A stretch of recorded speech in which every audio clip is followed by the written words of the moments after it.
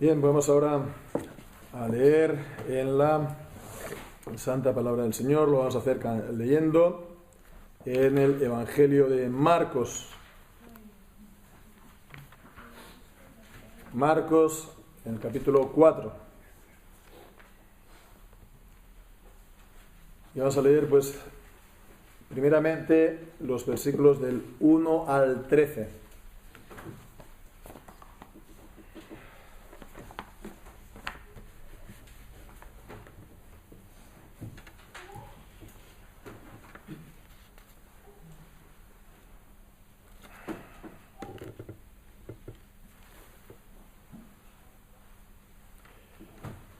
Dice así la palabra del Señor. Y otra vez comenzó a enseñar junto al mar, y se juntó a él una gran multitud, tanto que entrando él en una barca, se sentó en ella en el mar, y toda la gente estaba en tierra junto al mar.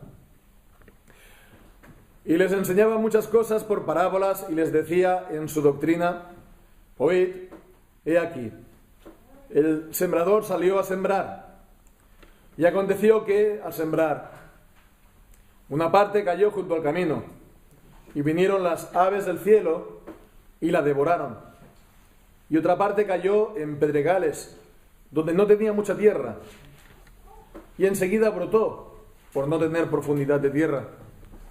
Mas al salir el sol se quemó, por cuanto no tenía raíz, se secó, y por cuanto no tenía raíz, se secó. Y otra parte cayó entre espinos. Los espinos crecieron y la ahogaron, y no dio fruto.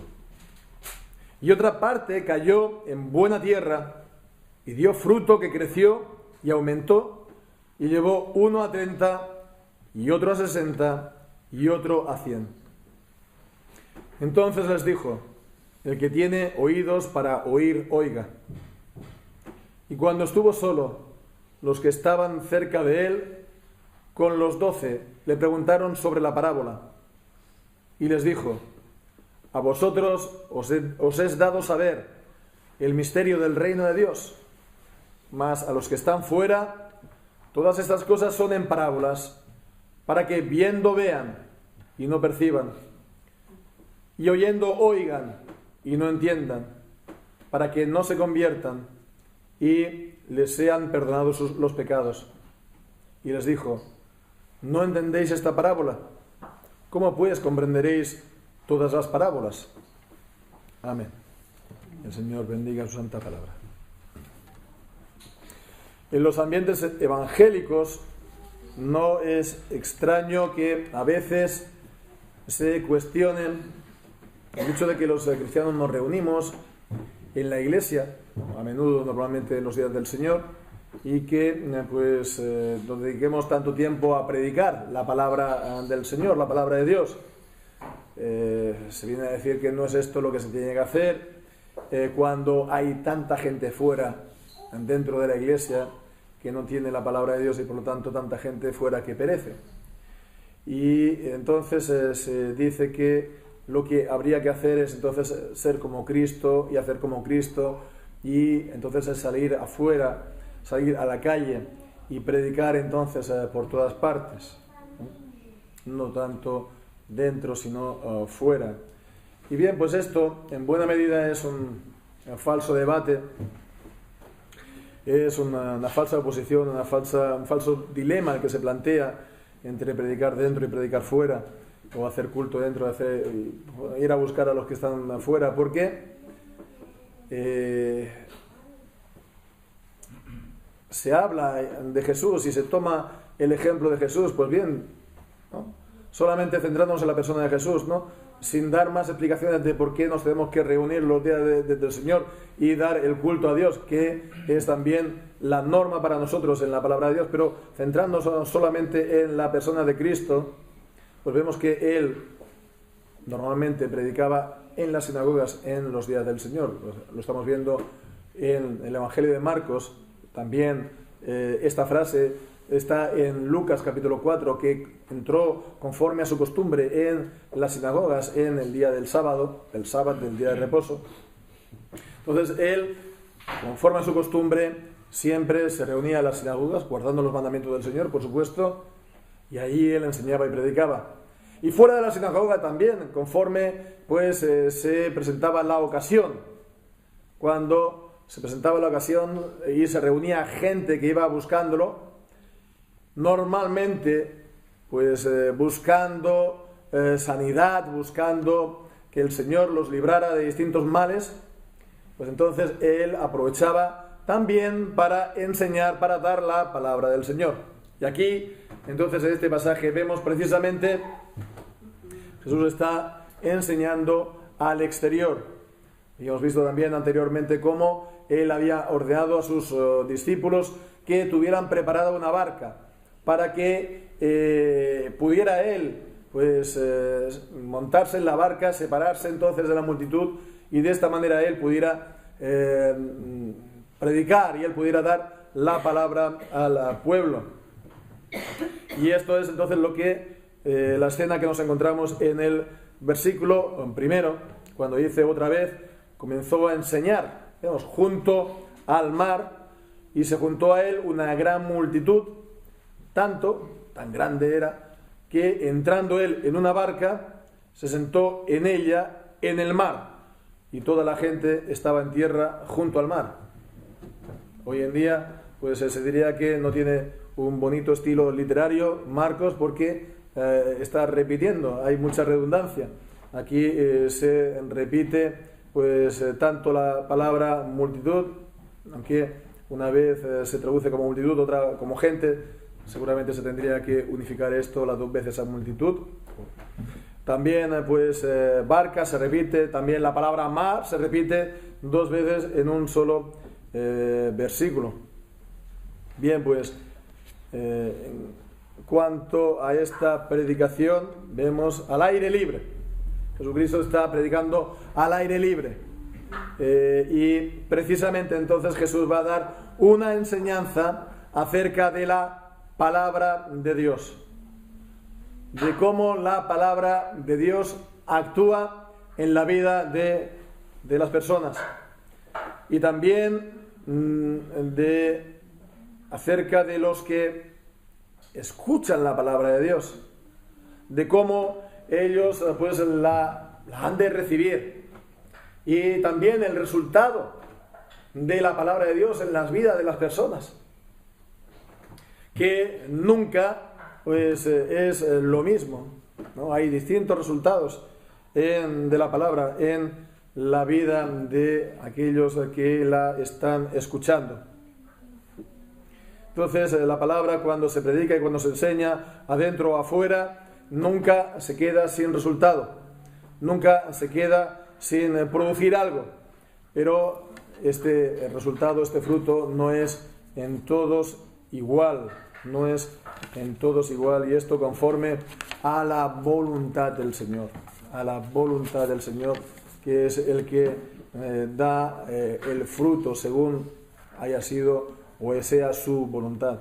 Bien, pues entonces este pasaje que hemos leído es la muy conocida, por supuesto, parábola del sembrador, la parábola del sembrador. Así que antes que nada, antes de pasar a considerar el contenido de esta porción de la palabra, pues es apropiado que nos detengamos un poco para que estemos considerando esta manera de enseñar, ¿no? Precisamente esta manera de predicar de Jesús, ¿no? Tan característica en él, de las parábolas, ¿no? Y es realmente necesario porque, vemos, es la primera vez que lo encontramos aquí en el Evangelio de Marcos. La primera vez que lo encontramos en el Evangelio de Marcos. Es la primera enseñanza, incluso. La primera enseñanza, si repasamos todo lo que hemos visto, sobre todo Marcos está centrando en cómo Cristo, cómo Jesús ha comenzado su ministerio y las señales y los milagros que tuvo, y también una parte importante vemos esa polémica con fariseos, con escribas, ¿no? De los judíos, pero vemos entonces que aquí es la primera enseñanza, aquí en el capítulo 4. por hacer un poco de comparación, en esta misma parábola la encontramos en Mateo capítulo 13. Y antes en Mateo tenemos el sermón de la montaña. En Marcos no hay sermón del monte, no hay sermón del monte. Entonces vemos que es la primera vez que lo encontramos, una enseñanza en el Evangelio de Marcos. Marcos se centra más entonces en la acción, en la obra de Cristo. Y pensar pues que el sermón de la montaña, por ejemplo, el del monte, ocupa 3 capítulos en Mateo 5, 6 y 7. Lucas también lo tiene, aunque de una manera muy reducida, en Lucas capítulo 6, del versículo 20 al 49, también lo tiene. Marcos no. Entonces, incluso vemos cómo, hemos citado Mateo 13, tiene esta parábola. No solamente esa parábola, tiene otras parábolas acerca del reino. Se le conoce pues las parábolas del reino en Mateo 13. Y ahí tienen 7 parábolas. Y pues todo este capítulo, del capítulo 4, Marcos tiene 3. Así pues es mucho más reducido la enseñanza que encontramos en este Evangelio. Y la primera, por lo tanto, es esta parábola del sembrador. Bien, pues en cuanto a la parábola, ¿no? Pues es, ya sabemos, el método, la manera por excelencia de enseñar del Señor Jesús. No es la única, porque hablando del Sermón del Monte, si lo miramos, ahí también tiene pues una manera de enseñar más, podemos decir, convencional, más discursiva, ¿no? más formal, podríamos decir, ¿no? Entonces, pero él también abundaba mucho en las parábolas. ¿Parábolas de qué se trata? Pues lo sabemos ya, que se trata de enseñar por medio de historias inventadas, ¿no? Normalmente no son historias históricas, ¿no? De lo que ha pasado en la historia, sino que son inventadas, son ilustraciones, son imágenes que transmiten una enseñanza. Entonces son historias simbólicas. Y hay que decir que es un método de enseñanza corriente entre los judíos, entre el judaísmo. Y ya en el Antiguo Testamento pues encontramos parábolas, ¿no? La parábola, curiosamente, la palabra parábola nos proviene del griego, ¿no? Es una palabra prácticamente tomada del griego sin más. En hebreo es la palabra mashal, de la que vemos significa los proverbios, por ejemplo. Los proverbios son mashal, aunque vemos que las parábolas no son proverbios, las parábolas son, pues lo que hemos dicho, historias simbólicas. Y normalmente se considera que en el Antiguo Testamento hay 5 parábolas. No hay muchas, ¿no? 5 parábolas, que sería, pues, por ejemplo, la primera en 2 de Samuel, capítulo 12, la historia que cuenta Natán a David cuando David pecó con Betsabé. Entonces, para ilustrar ese pecado de la cordera que tenía un hombre pobre, y que la cargó el hombre rico, para ilustrar el pecado de David con Betsabé. La segunda también en el 2 de Samuel, también con David, y es la de la mujer de Tecoa, que Joab pues da instrucciones para que le cuenten una historia para hacer volver a Absalón. No podemos entrar muy en detalles, pero para situarlo. La tercera también en Primera de Reyes, muy pequeña, una parábola de un profeta que pues está denunciando lo que había hecho el rey Acab, dejando libre a Ben-Hadad cuando pues el reino de Israel del norte, pues los había derrotado. Y las dos restantes la encontramos en el libro de Isaías, en el capítulo 5, versículo 1 al 6, una parábola de la viña, Israel como una viña que Dios planta. Y en el capítulo 28 también, versículos 24 al 28, la actividad de Dios, una actividad también agrícola. Vemos que ahí se está comparando a Dios, que está continuamente trabajando el campo. En este caso, pues también su pueblo. Las parábolas también, fuera de la Biblia, por supuesto, es un método de enseñanza pues muy judío, ¿no? Mucho sabor a judaísmo, y por lo tanto vemos que no es una novedad en Jesús, ¿no? En cuanto al Antiguo Testamento, tengo que decir que, bueno, estas 5 parábolas son las que normalmente se conceden, aunque también hay otras historias también que, bueno, pues son también historias simbólicas, se podrían también, en cierta manera, también considerar como parábolas. Por ejemplo, Ezequiel 16, en la comparación de cuando se compara la infidelidad de Israel para con Dios con el adulterio, ¿no? De la mujer a su marido, que bueno, la había pues encontrado, etcétera, etcétera, cuando era joven. Bien, pues decía que no es una novedad de Jesús, no es un método que Él se inventa, ya lo encontramos en la palabra del Señor. La novedad, por lo tanto, sobre todo es en cuanto al contenido. Jesucristo lo está enseñando en su predicación. La predicación, ¿cuál? Del Evangelio del Reino. Él comenzó predicando el Evangelio del Reino. Arrepentíos porque el reino de los cielos se ha acercado. Y él lo estaba ilustrando todo esto por medio de historias, por medio de parábolas. El Evangelio del Reino. Así, por lo tanto, esto sería en cuanto a la parábola.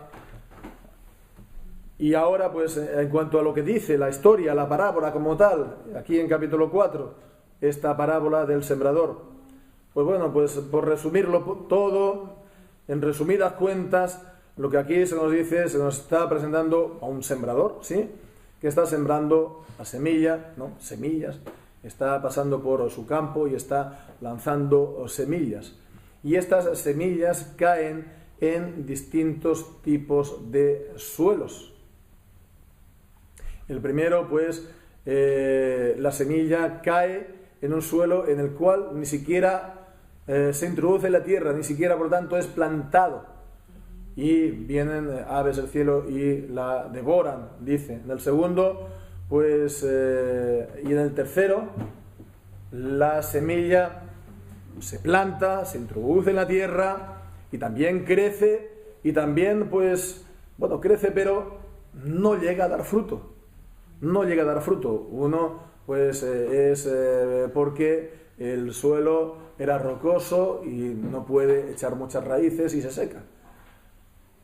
Y en otro porque cayó entre espinos y entonces se ahoga y no le da la luz del sol.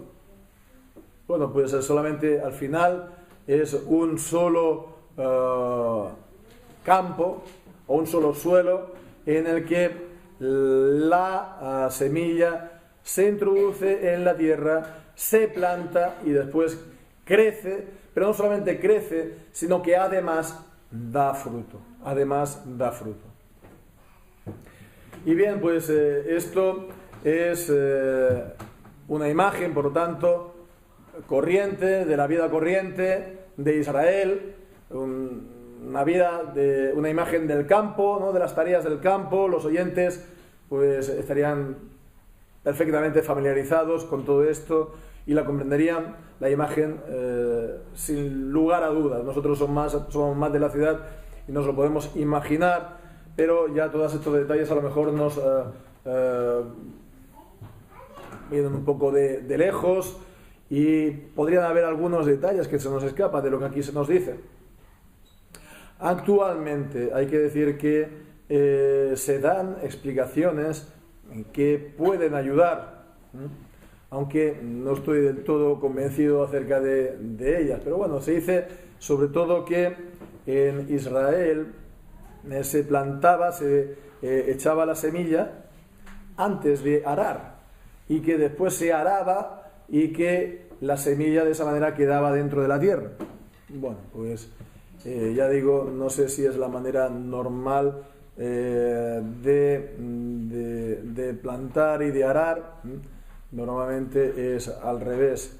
Y también cuando dice de los espinos, pues dicen que bueno, podrían ser los abrojos de las plantas, de los restos de las plantas de la cosecha anterior que todavía andaban por ahí y que no se han quitado. Bueno, pues no sé si realmente es esto, hemos de pensar en esto o realmente, bueno, vemos que sería una manera un poco más, entre comillas, realista, mientras que, bueno, la imagen como tal creo que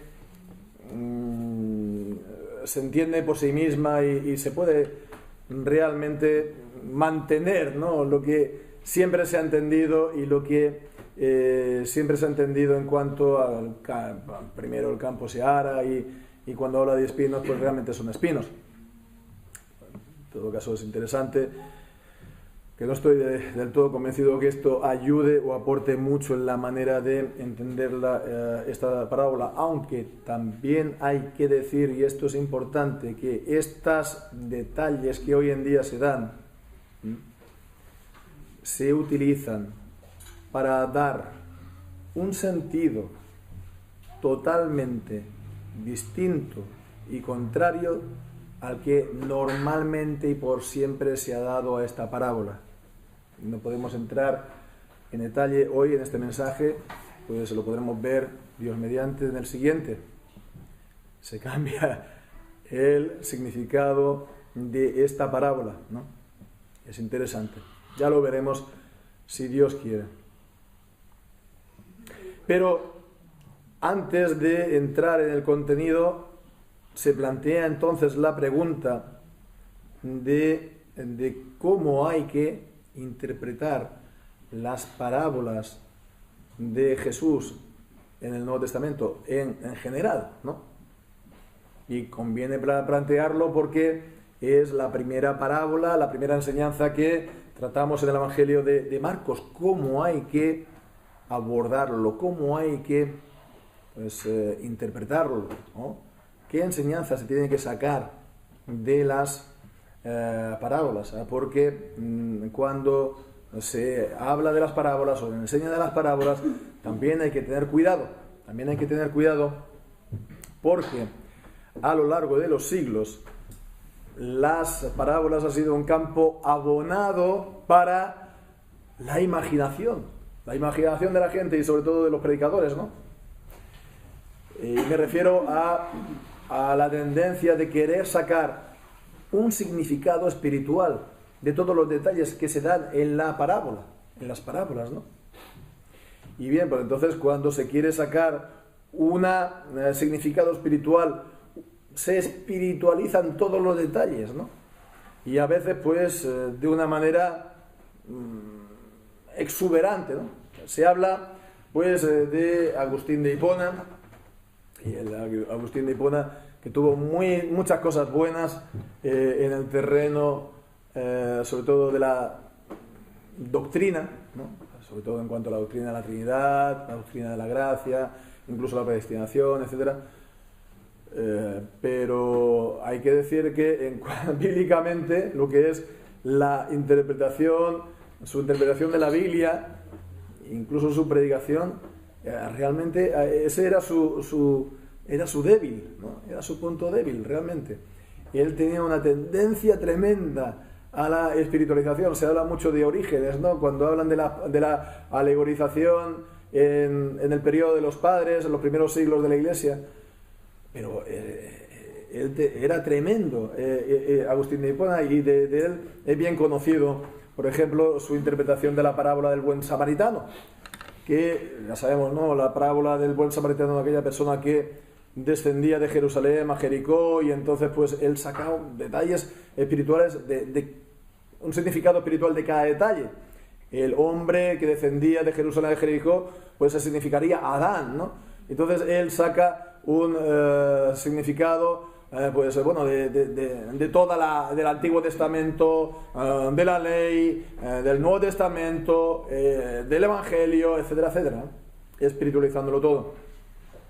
Y eso ha sido una gran influencia también, porque de Agustín de Hipona en buena medida se debe a él pues el sentido o la visión de que la Escritura tiene distintos sentidos, ¿no? Sentidos múltiples, y la espiritualización durante toda la Edad Media en el cristianismo. Y recientemente, desde finales del siglo XIX hasta aquí, sobre todo durante todo el siglo XX, ha habido una fuerte reacción contra esto, y ha sido pues correcto, por supuesto, y saludable. Y hoy en día ya no se interpretan las parábolas de los evangelios así, menos mal, ¿no? Salvo tal vez en algunos ambientes como, entre comillas, muy espirituales, ¿no? Muy espirituales, tal vez ambientes pentecostales u otros. Entonces, normalmente no se interpreta la Biblia, el Nuevo Testamento y sobre todo las parábolas de esta manera. Entonces, el principio que se sigue cuando se interpretan las parábolas es que normalmente una parábola, Jesús estaba expresando una sola idea, un punto central, y todo lo demás es accesorio, es una historia para transmitir una idea, y entonces pues es ahí donde nos tenemos que centrar, ¿no? Sin querer sacar un significado espiritual de cada detalle. Y es una correcta manera seria y responsable de tratar la palabra de Dios, aunque también es cierto que esta parábola que encontramos aquí realmente tenemos un significado espiritual en los detalles, en cada caso. O también la parábola del trigo y la cizaña, igual. Hay un significado también en cada detalle. Nos acordamos de la parábola del trigo y de la cizaña, ¿no? Bueno, pues que también Jesús da el significado. Entonces, bueno, cuando Jesús da el significado de cada detalle, entonces no hay ningún problema, ¿no? Cuando no es así, el principio es atenernos a esa idea, a ese principio de que se tiene que, sobre todo, centrarnos en una idea principal. Pero bueno, también es cierto que allí donde se puedan encontrar pues un símbolo claro, ¿no?, de la palabra de Dios, no solamente ahí, sino en otros lugares, un símbolo claro. Por ejemplo, el aceite normalmente simboliza el Espíritu Santo, ¿verdad? Pues entonces podemos sí abrirnos, pero allí donde sean símbolos claros y que lo encontramos en otros lugares de la palabra del Señor. Entonces, en todo caso, aquí decimos la ventaja que tenemos, y es que ya Jesús nos da la interpretación, el significado de cada detalle, y es lo que leeremos, o lo que se lee a partir del versículo 14 hasta el 20, y es lo que trataremos, si Dios lo permite, la semana siguiente, el siguiente mensaje, con lo que hoy, antes de ello, pues nos vamos a quedar con lo que Jesús pues dice en los versículos pues que siguen a la parábola como tal. La parábola como tal del sembrador es del versículo 2 al 9, cuando pues está expresando y explicando estos distintos tipos de suelo, y después la explicación, como hemos dicho, es de los versículos 14 al 20, y son los versículos del 10 al 13, estos versículos que están en el centro, en el que Jesús dice toda una serie de cosas. O se dice toda una serie de cosas. Para empezar, vemos que se destaca sobre todo la gran diferencia que Jesús hace entre sus discípulos y la gente de fuera. Versículo 10, cuando estuvo solo o aparte, los que estaban cerca de él con los 12 le preguntaron sobre esta parábola. Y la respuesta entonces, digo, esa diferencia entre los discípulos y la gente de fuera. A vosotros os es dado saber el misterio del reino de Dios, mas a los que están fuera, todas estas cosas están en parábolas. Los discípulos y los que están fuera. Y a los discípulos les es dado conocer los misterios. Y esta palabra misterio es también importante, porque misterio hoy en día se entiende en el sentido normal, ¿no? Una cosa muy enigmática, un misterio, ¿no? Un secreto, ¿no? Se entiende un poco en plan Harry Potter, algo muy misterioso y que no se entiende y que se tiene que resolver y que a lo mejor la mayoría de veces ni se consigue. En la Biblia la palabra misterio no significa esto. La palabra misterio en la Biblia y sobre todo en el Nuevo Testamento es algo que todavía no ha estado revelado y ahora se revela, o se revela de manera plena. Así, por lo tanto, el misterio del reino de Dios no es que el reino de Dios sea una cosa muy enigmática, ¿no? O muy oculta o esotérica, no es nada de esto, sino es que ahora el Señor lo revela y lo revela por el Señor Jesucristo. El Señor Jesucristo es, por lo tanto, la revelación, ¿no? Dios en otro tiempo, Hebreos 1, ha hablado de muchas maneras a los padres, ¿no? De muchas maneras, y ahora nos ha hablado por el Hijo. Y el Hijo, por lo tanto, es la revelación plena del Señor, de Dios. Primeramente su persona y después también su palabra, las enseñanzas que Él aporta. Entonces vemos la revelación plena, la revelación completa de Dios, de su obra, de su redención, de su salvación, a través de Cristo. A los discípulos les es dado conocerlo. A los de afuera, pues por medio de parábolas, Y dice, pues, a continuación, para que, viendo, no vean y no perciban, y oyendo, oigan y no entiendan, para que no se conviertan y les sean perdonados los pecados. Y aquí, pues, está claro que el Señor Jesús está haciéndose referencia al capítulo 6 de Isaías, el capítulo, pues, en el que Isaías ve al Señor en el templo y pues después de haber de la confesión del profeta de que era hombre muerto porque era un hombre de labios inicuos, impíos, y habitaba en medio de un pueblo de labios impíos o impuros.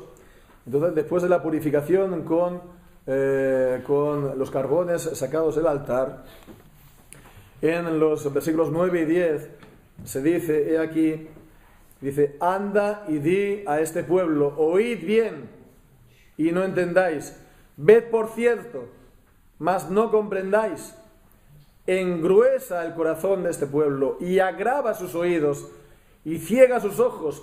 ¿Para qué? Vemos, ¿para qué?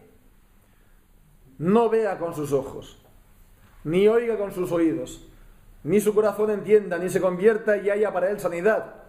¿Para qué? Aquí está mostrando la intención, el propósito, la voluntad de Dios. Hace esto para que no se convierta y para que no haya para él sanidad.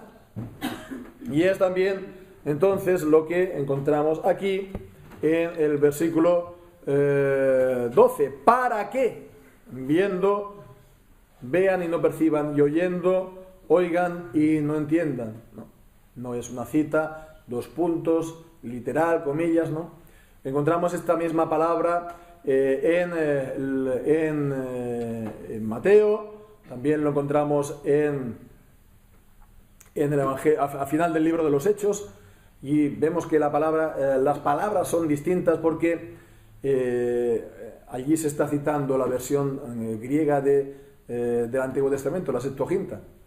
Y vemos que no es exactamente, si lo comparamos con el hebreo de Isaías capítulo 6, y aquí no hay una contradicción ni nada por el estilo, sino que el Nuevo Testamento estaba citado en griego, escrito en griego, y entonces cita la Biblia en griego, la versión de la Biblia en griego disponible en aquel entonces, y por lo tanto lo cita integrándolo en el propósito, integrándolo en el pensamiento de ese pasaje. Por lo tanto, no hay aquí ningún problema o contradicción, etcétera, etcétera, o lo que se pueda decir, ¿no?, en cuanto a esto.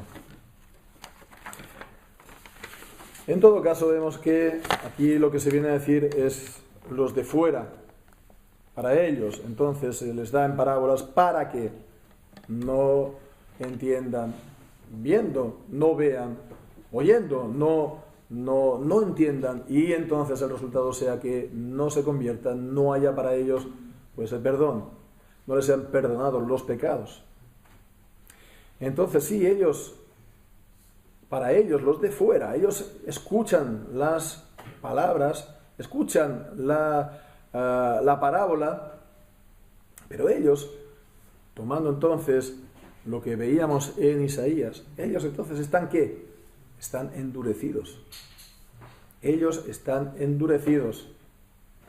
Están endurecidos, su corazón está endurecido. Y las parábolas para ellos entonces son solamente historias que Jesús cuenta. Oyen, escuchan, pero para ellos es una historia bonita tal vez, pero nada más, nada más. Es en definitiva lo mismo que encontramos en Ezequiel capítulo 33 y versículo 32. En Ezequiel 33, 32.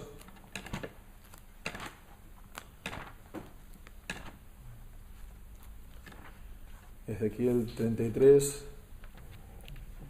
y versículo 32. He aquí que tú eres a ellos como cantor de amores, hermoso de voz y que canta bien, y oirán tus palabras, pero no las pondrán por obras. Pero no las pondrán por obras. Así, por lo tanto, a los de fuera, a los endurecidos, sí son historias, ¿no? Interesantes, pero no las entienden, no ven el significado y tampoco las van a poner por obra, ¿no? Así, por lo tanto, a los endurecidos no tienen el significado de la parábola. Y eso porque ellos están endurecidos. Eso es, por lo tanto, así cumple el Señor también su voluntad para con ellos. Ellos entonces reciben la consecuencia y el castigo también de su endurecimiento. El Señor no se lo quita. Ellos afrontan las consecuencias de sus acciones, de su propio estado. Entonces ellos, vemos, están endurecidos por sus propios pecados. Hay que hacer, por lo tanto, atención al pecado. En Hebreos se nos dice, ¿no?, de hacer atención a no ser endurecido por el engaño del pecado. El pecado nos lleva a esto mismo, nos lleva a endurecer nuestros corazones, a hacerlo insensible, ¿no? A pensar que no pasa nada, cuando lo que hace sí que hace algo, que es volvernos insensibles a la palabra de Dios y no ver la palabra de Dios y su importancia para nosotros. Se consideran pues palabras bonitas tal vez, pero sin más. Con lo cual pues vemos, y así concluye el Señor Jesús en el versículo 13, y les dijo: ¿no entendéis esta parábola? ¿Cómo pues comprenderéis todas las parábolas? Es como si les estuviera diciendo: si no entendéis esto, ¿cómo vais a entender todo el resto de las parábolas o todo el resto de las enseñanzas que os voy a dar? ¿No entendéis entonces lo que oís? ¿No lo comprendéis? ¿No comprendéis lo que estáis vosotros escuchando? Lo que Jesús les estaba diciendo entonces a sus discípulos y entonces también a nosotros directamente es entonces hacer la prueba, podemos decir, de la palabra. Hacer la prueba de la palabra. Cuando te expones a la palabra, ya sea en la lectura personal o en la lectura como pueblo, en los cultos o en la predicación de la palabra, entonces hacer la prueba. ¿Qué está pasando en tu interior? Si es que está pasando algo. ¿Qué está pasando en el interior? ¿Despierta algún interés la palabra?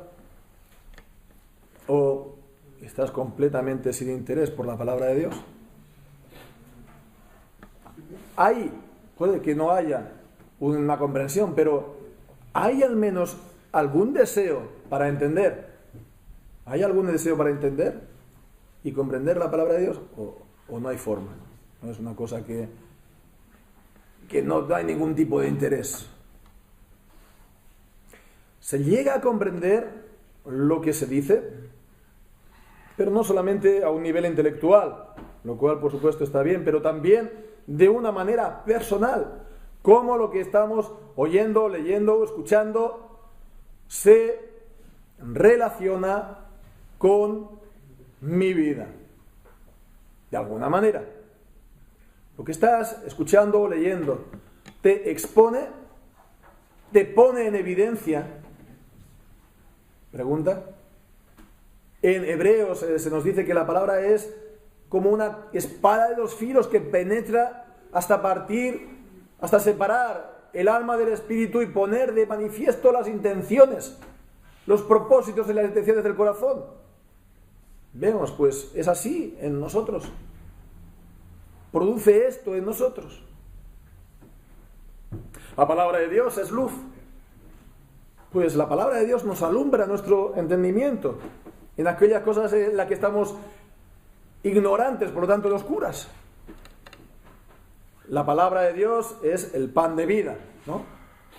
No solo de pan vivirá el hombre, sino de toda palabra que viene de la boca de Dios. La palabra de Dios entonces es alimento para nosotros. El alimento, la leche espiritual no contaminada, no adulterada. La palabra de Dios es también aquello que por el Espíritu Santo hace que del interior corran ríos de aguas vivas. Entonces, la palabra de Dios refresca, calma la sed, como el agua, o simplemente son palabras, bonitas tal vez, pero sin sentido para nosotros. Y estas son, pues, las preguntas que nos hemos de hacer y que hemos de, por tanto, también guardar en nuestro corazón, antes también de pasar a considerar el significado, en particular de lo que aquí Jesús nos está diciendo. Pues que desea que el Señor bendiga su santa palabra en nuestros corazones.